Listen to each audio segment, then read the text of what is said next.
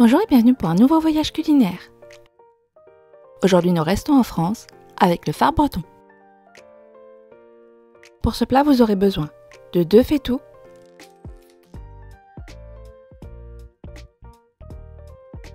une fourchette,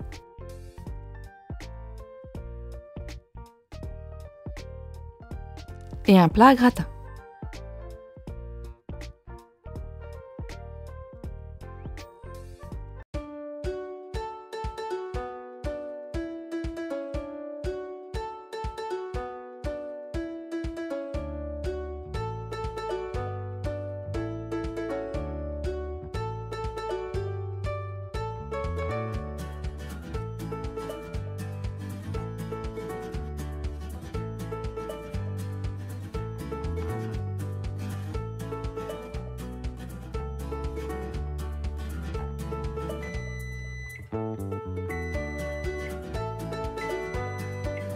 Pour ce plat, vous aurez besoin de 190 g de farine, 175 g de sucre, une cuillère à café de sel, une gousse de vanille, 2 cuillères à soupe de rhum, 20 g de beurre, 4 œufs, 325 g de pruneaux et 75 centilitres de lait. On va commencer par mariner nos pruneaux. Ici j'ai choisi du rhum, je mets un peu de rhum et je couvre ensuite les pruneaux d'eau. Il faut les laisser se réhydrater durant au moins 30 minutes. À la place du rhum, vous pouvez choisir un autre alcool si vous le désirez, voire ne pas mettre d'alcool du tout. En revanche, il faudra quand même réhydrater vos pruneaux. Ici, ce sont des pruneaux d'Agen, ils sont donc un peu séchés. Vous allez voir qu'ils vont gonfler avec l'eau. Au bout de 30 minutes, on voit donc que nos pruneaux ont bien dégonflé. On voit également qu'il y a du sirop de pruneaux qui s'est déposé dans l'eau, ce qui veut dire que les pruneaux ont bien absorbé de l'eau, ainsi que le rhum. Encore une fois, si vous le désirez, vous pouvez remplacer le rhum par un autre alcool. En revanche, on fait bien attention à bien passer les pruneaux. Ici, je les ai récupérés à la cuillère, mais vous pouvez les passer tout simplement. Il faut éviter d'avoir un maximum de jus pour le gâteau.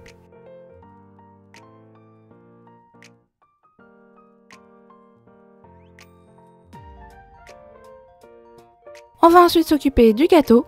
Pour ça, on commence par ajouter le sucre à nos œufs et on va battre assez longuement pour pouvoir y incorporer un peu d'air.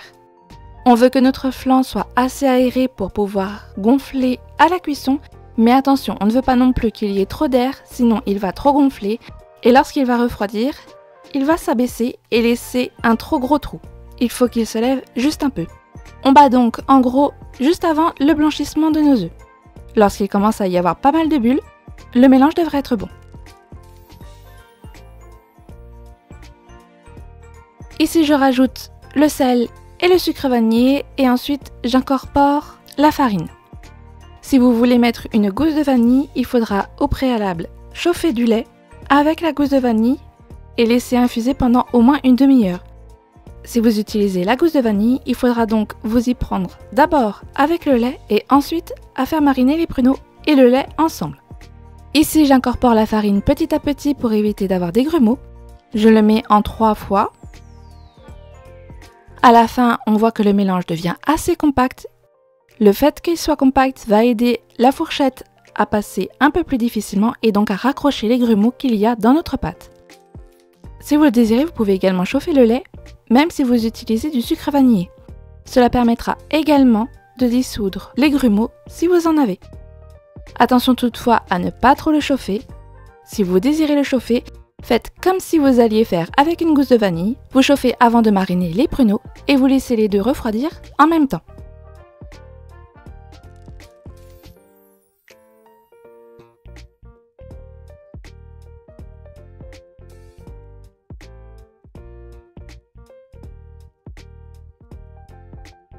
On va donc incorporer le lait, qu'il soit vanillé ou pas.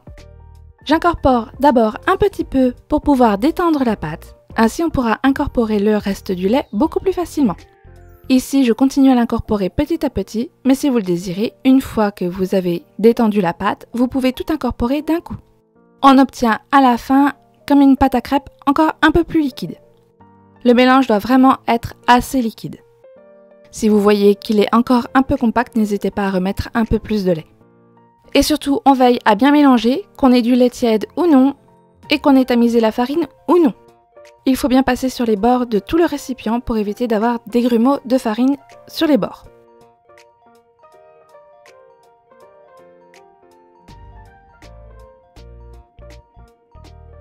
Une fois qu'on a fait notre pâte, on va faire fondre notre beurre.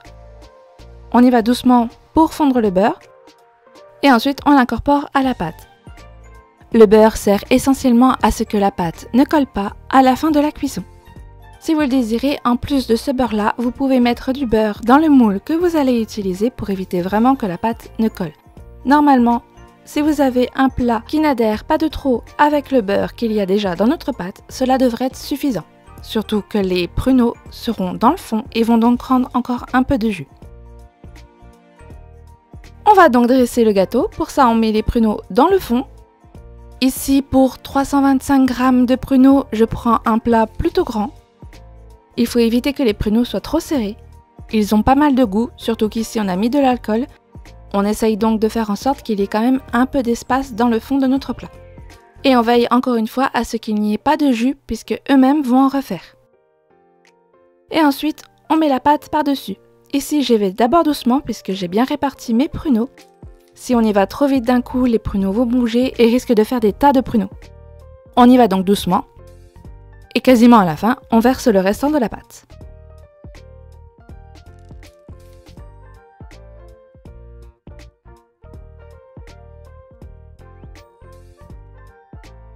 Ici, on va d'abord préchauffer notre four à 240 degrés. On veut monter le four assez haut. Une fois que le four est chaud, on va pouvoir enfourner notre gâteau. On va l'enfourner pour 30 minutes. On l'enfourne à 240 degrés. Et une fois qu'il est enfourné, on va pouvoir passer notre four à 180 degrés. Il sera ainsi tout juste doré sur le dessus et bien cuit à l'intérieur. Si vous voulez que votre fard soit un peu plus doré sur le dessus, n'hésitez pas à laisser durant 10 minutes à 240 degrés avant de passer ensuite à 180 degrés pour 20 minutes. Au bout de 30 minutes, le flanc devrait être cuit.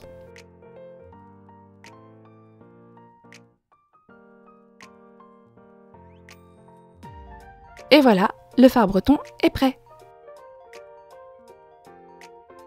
Bon voyage en France!